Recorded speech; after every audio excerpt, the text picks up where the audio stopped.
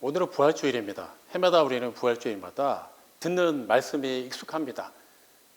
빈 무덤, 천사들이 전한 말, 예수님의 부활에 관한 내용이죠. 오늘 설교도 크게 다르지 않습니다. 하지만 우리는 오늘 이 설교를 함께 묵상하기 전에 먼저 살펴봐야 되는 것이 있습니다. 그동안 우리가 신앙생활을 해온 기간만큼 우리는 부활주일 설교를 들었을 것입니다. 그렇다면 예수님이 부활하셨다는 그 사건이 우리의 삶을 얼마나 변화시켰습니까? 그러면 범위를 좁혀보겠습니다. 작년 이맘때 부활주일 설교 여기 계신 성도분들 대부분 다 한자리에서 들으셨습니다. 그때부터 1년이 지난 지금까지 여러분의 삶에는 어떤 변화가 있었습니까? 그런 것에 대한 큰 고민 없이 그저 매년 봄쯤이면 다가오는 그런 기독교의 절기의 하나로만 부활주일을 맞이하고 있다면 우리에게 부활주일은 그저 익숙한 먼 옛날 이야기에 머물고 있다는 증거가 될 것입니다. 우리에게 익숙한 많은 옛날 이야기들이 있습니다. 예를 들면 토끼와 거북이 이야기, 콩쥐팥쥐 이야기, 딱 제목만 들어도 우리는 내용을 다 압니다. 그렇기 때문에 누군가가 그 얘기를 한다고 하면은 크게 기대가 되지 않죠. 어차피 결과는 정해져 있고 그냥 얘기하는 사람이 얼마나 그것을 좀 더 재밌게 표현하느냐의 차이일 뿐이지 이야기 구성 자체가 하나도 바뀌지 않기 때문이에요. 처음 듣는 아이들, 초반에 몇 번 듣는 아이들에게는 신나는 이야기가 될 수 있지만 이미 수없이 듣고 자란 성인 세대들에게는 그저 감동이 없습니다. 그냥 이미지가 다 떠오르기 때문이죠. 마찬가지입니다. 예수님의 부활 이야기, 부활 사건 또한 우리에게 그냥 하나의 옛날 이야기, 2000년 전에 예루살렘 근교 어느 무덤에서 있었던 그 무덤이 비어진 그 하나의 사건으로만 이해하고 만다면 우리에게는 부활절은 단지 예수님이 부활하신 날, 부활하신 사건, 그 사실로 말미암아 우리가 그 부활하신 예수님을 믿고 영생을 얻었다. 여기서 모든 스토리가 끝나기 마련입니다. 그럼 더 이상의 감동이 없게 되는 것이죠. 물론 우리가 구원의 확신을 얻게 되고 우리가 의롭게 되었다는 것에 대한 분명한 그런 소망이 주어졌을 때 기쁨이 있습니다. 하지만 그것이 날마다 새롭습니까? 사실 그렇게 쉽지는 않을 겁니다. 절기 때마다 이런 설교를 들어야 그때 다시 한번 생각해 볼 수는 있어도 그래서 우리가 매번 곱씹으면서 우리의 삶에 적용하기는 쉽지 않다는 것이죠. 하지만 예수님의 부활 사건은 단지 2000년 전에 있었던 하나의 사건으로 종결된 것이 아닙니다. 단지 우리에게 영원한 생명을 주시기 위한 하나님의 구속사의 완성으로 끝난 것도 아니라는 것이죠. 그 빈 무덤을 통해서 하나님께서 우리에게 주시는 말씀, 그리고 그것을 구태여 문자로 기록하게 하셔서 시간이 흐르는 지금 이 순간까지도 우리에게 전해주시는 이유는 분명합니다. 우리는 구원을 얻었다라는 것입니다. 그리고 또한 구원을 얻은 자로서 우리는 영원한 생명을 누리고 있는 자로서의 그 정체성에 맞는 삶을 살 수 있다는 거예요. 지금 이 시간 우리 가운데는 어떠한 모종의 일로 인해서 낙심한 분도 계실 거예요. 여러 가지 스트레스를 가득 안고 오신 분도 계실 겁니다.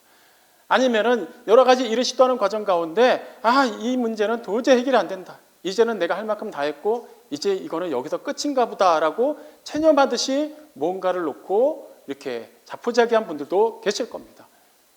근데 그 일련의 모든 과정이 우리가 하나님의 뜻대로 살고 있는데도 불구하고 일어난 일이라면 하나님께서는 그 빈 무덤 사건을 통해서 분명히 알려주시는 거예요. 예수님이 부활하셨다는 그 사건으로 끝난 것이 아니라 그 빈 무덤을 남겨두시고 기록하게 하심으로 인해서 하나님의 역사는 아직 끝나지 않고 계속 진행되고 있다는 것입니다. 오늘 우리는 이 말씀을 가지고 우리의 삶에 조금 더 구체적으로 한번 적용해 보고자 합니다. 그러기 위해서 사도행전 7장 7절 말씀을 계속 살펴보고 있습니다. 굳이 따지자면 오늘 읽은 본문은 부활절 말씀과는 약간 결이 먼 말씀입니다. 시간대도 다르고 사건 자체가 아예 다릅니다. 통상적으로 부활주일 즈음에서 이 본문을 가지고는 여간에선 설교할 일이 없습니다. 하지만 우리가 분명히 알아야 되는 것은 예수님의 부활 사건은 그때 단 한 번 일어난 사건으로 끝나지 않았다는 거예요. 그 일이 있기 위해서 하나님께서 영원 전부터 계획하신 일이 있었고 그것이 순차적으로 계속해서 이어진 가운데 그 완성의 열매를 맺은 사건이 바로 부활 사건이라는 거예요. 그러니까 단지 성경에 있는 여러 가지 의도 중에 예수님의 부활 사건과 관련해서 그것만 하나 뚝 떼어내서 나의 영원한 생명과 장차 있을 부활과 하나님 나라에서의 영광과 이것만을 적용하는 것이 아니라 하나님께서 성경의 모든 이야기들을 통해서 우리에게 초지일과 알려주시는 것이 바로 하나님의 약속은 반드시 성취된다는 것이고 그것이 부활로 완성된다는 것을 알려주고 계신다는 거예요. 성경의 어느 부분을 볼 때는 어떤 삶에 적용하고 부활 사건은 또 부활 사건에 관해서 예수님의 탄생 관련해서는 예수님의 탄생과 관련해서만 적용할 수 있는 문제가 아니라는 것이죠. 우리가 읽어보고 있는 이 내용은 본문은 사도행전이지만 역사적으로 보면 창세기에 있었던 일을 스데반이 공회원들 앞에서 설교하면서 이렇게 전하는 내용입니다. 중심 인물은 현재까지는 아브라함이죠. 그리고 아브라함에게 하나님께서 주신 약속이 중요한 핵심 키워드입니다. 그렇다면 이 아브라함에게 주신 약속이 어떻게 예수님의 구속 사역과 예수님의 부활과 연결이 되는지를 한번 살펴보겠습니다. 먼저 다시 사도행전 본문으로 들어가 보겠습니다. 지금 스데반이 전하고 있는 아브라함의 약속은 어떤 약속입니까? 하나님께서 아브라함에게 아직 자녀도 없고 그냥 본인이 살고 있던 그 땅에서 만족하며 그냥 남은 여생을 그냥 마무리하려고 했던 그 사람에게 나타나셔서 어떻게 약속하시죠? 지시할 땅으로 가러 가십니다. 약속의 땅 가나안 땅을 주시죠.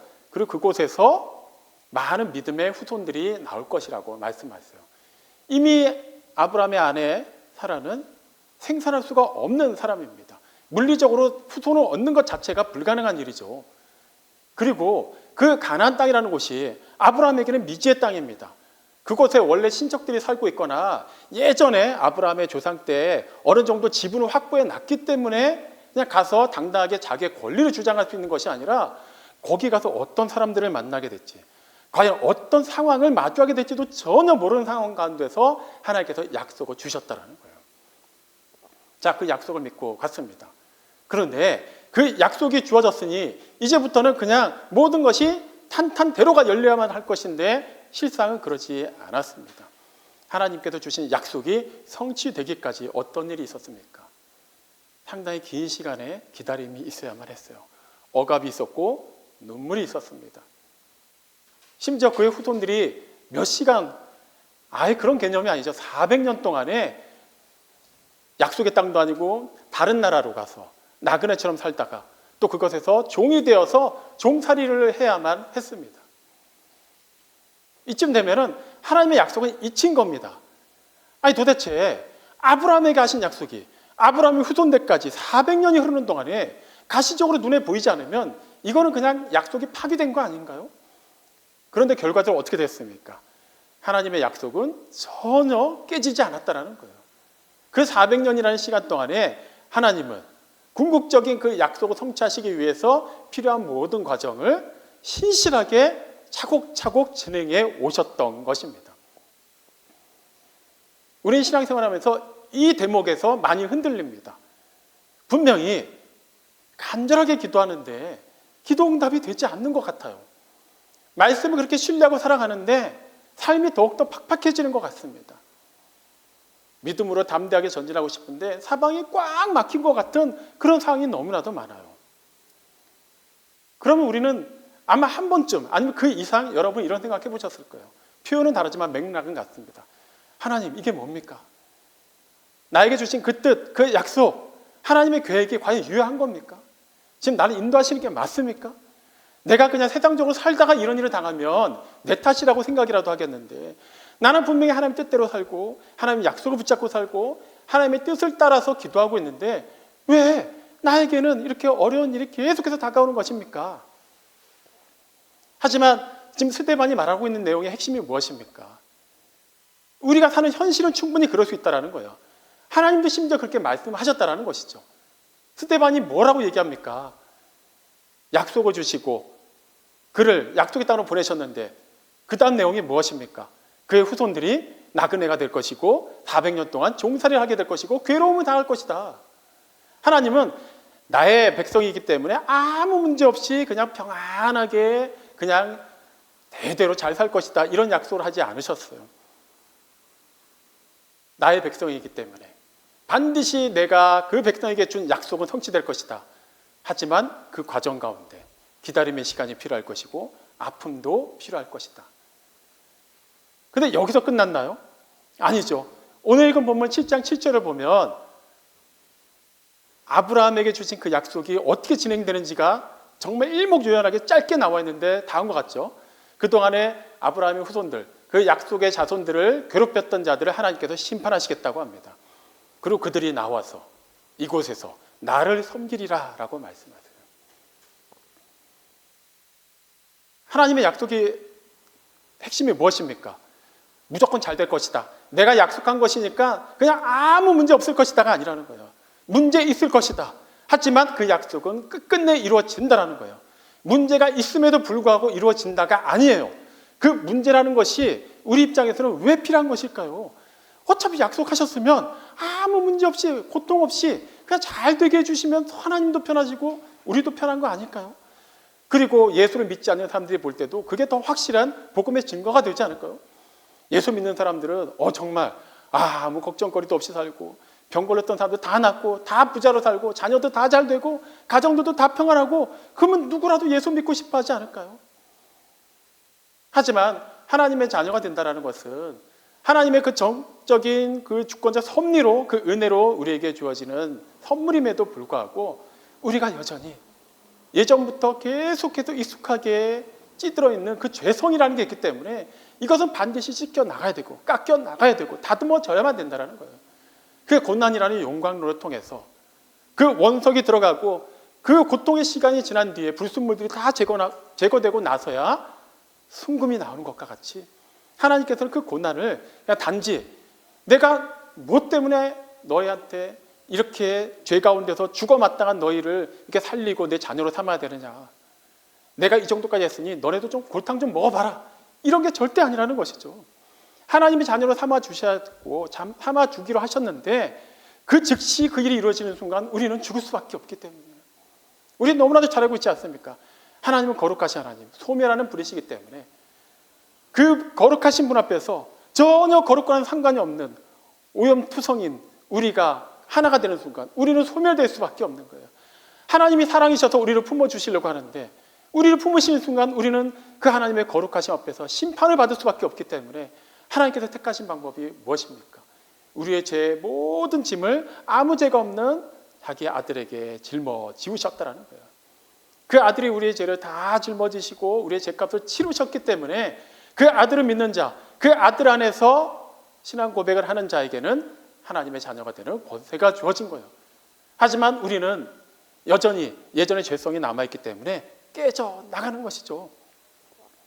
우리가 어린아이를 자녀를 키워보신 분들 다 아시는 내용입니다. 초등학교 입학시킬 때 어떤 기대를 합니까? 그냥 입학식 하루만 잘 다녀와라, 이런 기대하지 않아요. 자, 이제 시작이다. 초등학교 6년 동안 잘 보낼 것이고 이제 중학교 3년도 잘 보내고 고등학교 3년도 잘 마치고 또 할 수 있다면 그 이후에 대학 과정도 잘 마치고 그 이후에 모든 일련의 과정까지 우리는 순차적으로 다 내다보고 기대를 가지고 있는 것이죠. 그렇기 때문에 아직 1학년에 들어가서 미숙한 게 많고 부족한 게 많고 모르는 게 많아도 우리는 그것 때문에 막 탓하지 않아요. 아직 이 아이 수준에서 어려운 것은 가르쳐주고 때로는 훈육도 하고 때로는 또 인도하고 하면서 이 아이가 계속해서 잘 자라갈 수 있도록 이끌어가는 것이죠. 그 과정이 아이 입장에서는 힘들 수가 있어요. 어린아이 때는 엄마 아빠가 늘 나를 업고 다녔고 내가 울기만 하면 내가 원하는 걸 다 해주셨는데 언제부턴가 막 그냥 다짜고짜 울면은 혼내기 시작하시고 다리가 좀 아프다고 하는데 업어주시기보다는 같이 걷자고 하시고 때에 따라서는 뛰라고 하시고 그게 아이 입장에서는 고난이 될 수도 있어요. 하지만 그것은 아이를 괴롭게 하기 위한 부모의 의도적인 전략입니까? 아니죠. 그 아이가 오히려 더 건강하게, 더 튼튼하게, 지혜롭게 잘 자라게 하기 위한 일련의 과정인 것입니다. 마찬가지예요. 그 고난이라는 시간, 그 인고의 시간을 하나님께서 괜히 주신 게 아닙니다. 그것을 통해서 하나님께서는 그 계획하신 바가 반드시 있기 때문에 그 과정까지 우리를 이끌어 가시겠다라는 거예요.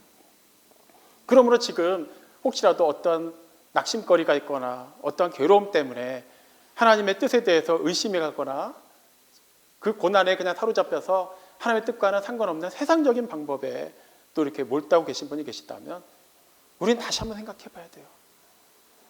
400년 동안을 하나님은 전혀 잊지 않으시고 자기 백성을 그렇게 훈련시켜 가셨어요. 끝끝내 이루어 주셨습니다. 그렇다면 우리가 지금 고난 가운데 있다고 생각하고 낙심 가운데 있다고 생각하는 이 상황조차도 그 하나님께서 다듬어 가시고 훈련시켜 가시고 더 큰 일을 이루시기 위한 하나의 초석으로 만들어 가시는 과정이라는 걸 우리가 왜 믿지 않을 수 있겠습니까? 스데반은 계속해서 이스라엘의 역사를 이야기하죠. 하나님의 약속을 받은 자들에게는 반드시 고난이 다가오고 거절당하는 순간이 온다라는 거예요. 하지만 끝끝내 하나님의 약속은 성취됐다라는 거예요. 요셉 어떻게 됐습니까? 분명히 하나님의 꿈을 받았음에도 구덩이에 던져졌어요. 그 다음 이야기 잘 알고 계시죠? 모세 장차 이스라엘 민족을 그 애굽 땅에서 이끌어내서 약속의 땅으로 인도해야 될 위대한 지도자로 하나님이 지목하셨어요. 하지만 그도 동족에게 쫓겨나서 광야에서 이름 없이 사는 40년이라는 시간을 보내야만 했어요. 그 시간이 헛된 시간인가요? 세상적인 기준으로 보면 시간 낭비죠. 애초에 처음부터 모세를 쓰시고 처음부터 요셉을 그냥 애굽의 총리로 만드시면 그냥 조금 더 시간이 단축될 것 같은데, 하지만 그렇게 안 되는 것을 단축시키는 순간 하나님을 원래 계획 안에서 순차적으로 이뤄야 될 일들이 어그러지기 시작하는 거예요. 마라톤 선수가 42.19km를 뛸 때 보는 입장에서는 마라톤을 정말 좋아하는 사람들은 그거를 그냥 끝까지 다 봅니다. 처음부터 끝까지. 하지만 그렇지 않은 사람들은 나중에 결과를 듣고 하이라이트 부분만 봅니다. 결과는 똑같아요. 그렇다고 해서 누군가가 하이라이트 부분을 본 사람이 뭐라 저렇게 힘들게 2시간 넘게 뛰지? 그냥 한 5분이면 그 과정을 다 볼 수 있는데? 이렇게 얘기할 수는 있어요.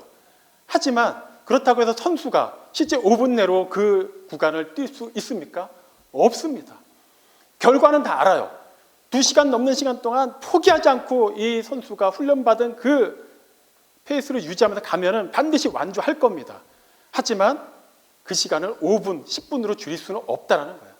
그 고통의 시간, 목마름의 시간, 통증이 오는 시간은 반드시 통과해야만 한다는 거예요. 그런데 그 고통스러운 경주를 왜 합니까? 결승점이 있기 때문이에요. 반드시 완주할 것을 알기 때문입니다. 포기만 하지 않으면 말이죠. 지금 스데반이 그 얘기를 하고 있는 겁니다. 예수님의 부활 사건도 이런 맥락에서 살펴볼 필요가 있어요. 예수님이 부활하신 그 새벽에 어떤 일이 있었습니까? 제자들, 특별히 예수님의 그 시신에 향품을 바르기 위해서 새벽 미명에 예수님이 묻혔던 그 무덤을 향해 갔던 여인들의 모습을 한번 주목해 보겠습니다. 그들은 어떤 심정으로 가고 있습니까? 부활하신 예수님을 맞이할 그런 설렘을 가지고 가고 있었나요? 아니에요. 향품을 가지고 가고 있었다고요. 그냥 예수님의 죽음을 마무리하러 가는 거예요. 그들에게 모든 게 끝난 겁니다. 제자들은 뭐 하고 있었습니까? 숨어 있었습니다. 낙심 가운데 있었어요. 그토록 믿고 따랐던 예수님이 돌아가셨어요. 다수의 제자들은 보지 못했지만 이미 그것을 본 요한이라든가 그의 사람을 통해서 들은 바에 의하면 너무나도 비참하게 돌아가셨어요. 온몸이 찢기시고 피를 흘리시고 옆구리에 창에 찔리시고 가시 면류관을 쓰시고 목말라 하시면서 하나님께서 어찌하여 나를 버리시나이까라고 절규하시면서 돌아가셨다라는 거예요. 다들 예수님이 부활하신 그 순간에도 그들은 그 현실에 매몰되어 있었어요. 분명히 예수님은 부활하실 것을 여러 차례 말씀하셨지만 그들에게는 예수님의 말씀보다도 당장 눈앞에 펼쳐진 현실이 더 크게 와닿았던 겁니다. 그 여인들이 무덤 문 앞에 다다랐을 때 무덤을 가로막고 있던 돌은 옮겨져 있고 그 안에 시신이 보이지 않습니다. 얼마나 당황했겠습니까? 향품이라도 발라드려야 되는데 누가 이렇게 몰래 빼돌렸나? 숨겼나? 아니면 그냥 우리가 모르는 곳에 그냥 그렇게 묻어버렸나? 슬퍼하고 있는데 천사가 나타나서 뭐라고 얘기합니까? 어찌하여 살아있는 사람을 죽은 자들 가운데서 찾느냐라고 말합니다. 이건 단순한 꾸짖음이 아닙니다. 시선의 전환을 이끌어가는 거예요. 똑같은 무덤을 보는데 지금 이미 끝났다고 생각한 사람들 기준에서는 그 무덤은 무엇입니까? 공허한 빈 무덤일 뿐이에요. 분명히 죽으신 분이 지금 여기에 안치되어 있어야 되는데 그분이 안 보이는 거예요. 어떡하지? 하지만 똑같은 빈 무덤을 보면서 천사는 방향을 바꾸라는 거예요. 살아계셨으니까.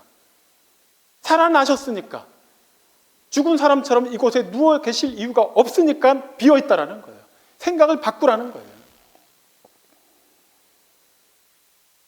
우리가 부활절이 될 때 아니면 부활하신 주님의 그 날을 기념하면서 매 일요일을 주일이라고 부르면서 지킬 때마다 생각해야 되는 게 바로 그겁니다. 우리 살아가면서 얼마나 죽은 신앙에 매몰되어 있습니까? 아닙니다. 제 신앙은 살아있습니다. 그렇기 때문에 기도하고 이렇게 예배드리고 헌금도 하고 봉사도 하는 거 아닙니까? 맞습니다. 제가 말씀드리는 죽은 신앙이라는 것은 우리가 그렇게 신앙적으로 열심히 무언가를 하는 것 자체를 부정하는 얘기가 아니에요. 우리의 일상의 삶이, 우리가 바라보는 그 시선이, 우리의 사고가 과연 부활하신 예수님과 함께하는 삶으로 살고 있냐라는 거예요. 고린도전서 15장 20절이 말합니다. 부활하신 예수님은 모든 죽은 자들 가운데서 부활한 자들, 부활하신 그 앞으로 장차 부활할 모든 자들 가운데 첫 열매가 되셨다라는 거예요. 첫 열매가 되셨다. 무슨 의미입니까? 첫 열매라는 열매 하나만 댕그렁 달려있는 걸 얘기하는 게 아니죠. 대중교통수단을 많이 타시는 분들은 익숙한 겁니다. 그러니까 버스라든가 지하철, 승강장에 병변 같은데 시간대 한번 보시면 첫차 시간, 막차 시간 이런 게 어딘가 써 있어요. 자, 버스에 첫차 시간이 적혀 있습니다. 그럼 무슨 의미일까요? 이 버스는 이 첫차 시간에 딱 한 번만 다닙니다. 이런 뜻인가요? 아니죠. 자, 이때부터 시작해서 이제 정기적으로, 주기적으로 몇 분 단위로 이 버스는 계속해서 같은 코스를 운행합니다. 라고 말하는 것이죠. 마찬가지로 예수님이 죽은 자들 가운데서 첫 열매가 되셨다. 부활하신 예수님이 첫 열매가 되셨다는 것은 그분이 이제 첫 열매가 되시고 이제부터 주렁주렁 그 부활의 열매가 맺힌다는 거예요. 근데 그 열매가 어떤 열매라는 거예요? 또 다른 예수님인가요? 아니라는 거예요. 예수님의 첫 열매의 역할을 하셨어요. 그 다음부터 열매가 맺히는데 그게 우리라는 거예요. 어떻게 그게 가능하죠? 예수님이 이미 제자들에게 포도나무 비유를 통해서 분명하게 알려주셨습니다. 예수님 자신을 참 포도나무라고 비유하시고 제자들을 그 포도나무에 붙어있는 가지로 비유하셨죠.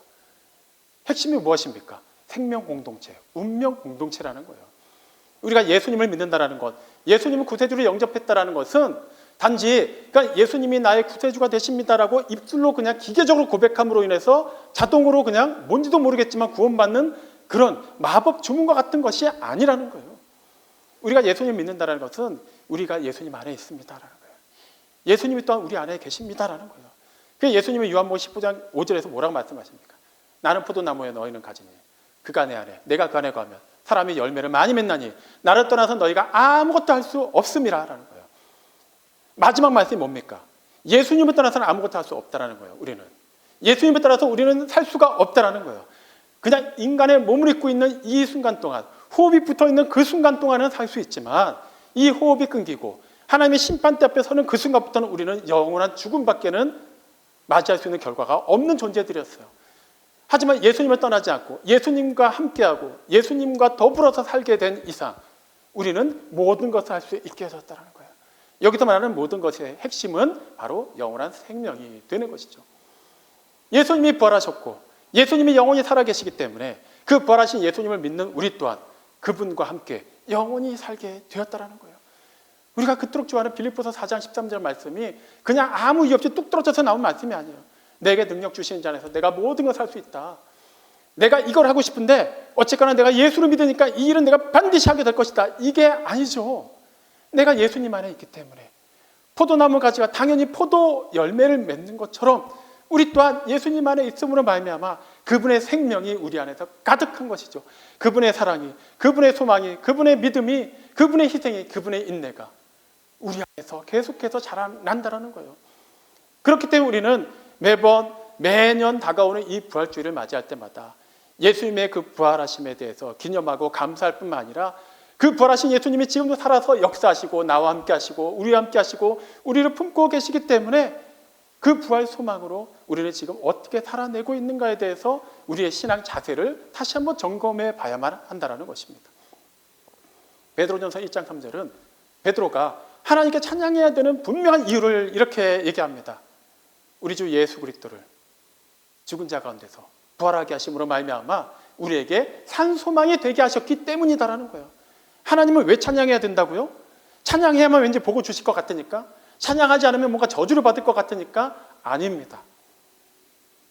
그분이 만약에 아무 죄가 없으신 자기의 아들을 세상에 보내셔서 우리의 죄를 대속하게 하지 않으셨다면 우리는 하나님을 찬양할 이유가 없어요. 그런데 우리가 아무런 공로가 없음에도 하나님이 기꺼이 자신의 모든 것을 다 내어주시면서까지 우리를 그 죄 가운데서 구원해 내셨어요. 그리고 예수님을 또 그 죽음을 이기고 부활하게 하심으로 말미암아 또 그분이 부활한 자들의 첫 열매가 되게 하시고 또 그분 안에서 우리 또한 영원한 생명을 누리게 하심으로 말미암아 이제 우리가 하나님의 자녀가 되었기 때문에 우리는 하나님을 찬양할 수밖에 없다라는 거예요. 사랑하는 성도 여러분, 우리는 그동안 얼마나 또 감각적인 영역에 많이 매몰되어 신앙생활을 해왔습니까? 주일날 예배 드릴 때, 말씀 묵상할 때, 기도할 때, 어떤 설교를 들을 때, 찬양할 때, 신앙 서적을 읽을 때 한 번씩 마음이 짠할 때는 있지만 그것과는 별개로 우리가 살아가는 일상생활에서 여전히 부닥치는 문제들, 여전히 해결되지 않는 여러 가지 낯선 상황들, 또 관계상의 어려움들, 이 지긋지긋한 질병, 이 경제적인 어려움, 이런 것들을 우리가 생각할 때마다 우리는 자꾸 마음이 흔들립니다. 하나님 과연 계시는 게 맞습니까? 왜 유독 나에게만 응답하지 않으시는 것 같고 왜 나는 이 고난이 이렇게 길게 이어지는 것 같습니까? 하지만 오늘 본문을 통해서 사도행전 말씀뿐만 아니라 우리가 익히 알고 있는 복음서에 기록된 예수님의 부활 사건이 우리에게 분명하게 주는 메시지는 바로 그것입니다. 우리를 향하신 하나님의 약속은 전혀 폐해지지 않았다는 거예요. 지금도 유효하고 계속해서 연걸어가고 있으며 그 열매가 처음에 꽃이 피고 조그맣게 맺혀서 점점 익어가듯이 우리가 예수님과 합하여 그 생명의 은혜를 계속해서 공급받고 누리고 사는 이상 우리는 반드시 하나님께서 정하신 그 약속의 성취로 쓰임받게 될 것이라는 거예요. 누리게 됩니다. 그렇기 때문에 이제 우리는 더 이상 주저할 필요가 없어요. 부활절은 부활절대로 그렇게 부활절 예배를 드리고 예배 끝나는 순간 다시 그 치열한 삶의 현장으로 들어가면서 이제부터는 내 능력으로 산다가 아니에요. 내게 능력 주시는 분 안에서, 나에게 생명 주시는 분 안에서 영원한 부활의 첫 열매가 되시고 또 다른 열매로서 나에게 그 영광스러운 정체성을 부여주신 그분 안에서 나는 주어진 이 삶을 살아내겠다는 거예요. 여전히 경제적인 어려움이 있습니까? 질병의 아픔이 있습니까? 해결되지 않는 관계상의 여러 가지 얽혀있는 문제가 있습니까? 이제 포기하지 마십시오. 낙심하지 마시고 여러분이 지레 짐작하여서 그것을 뒤로 미루지 마십시오. 하나님은 지금도 일하고 계십니다.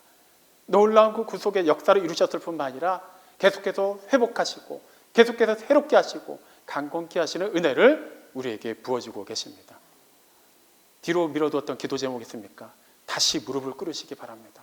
지금 당장 회개해야 될 것이 생각나십니까? 주저하지 말고 지금 회개하시기 바랍니다.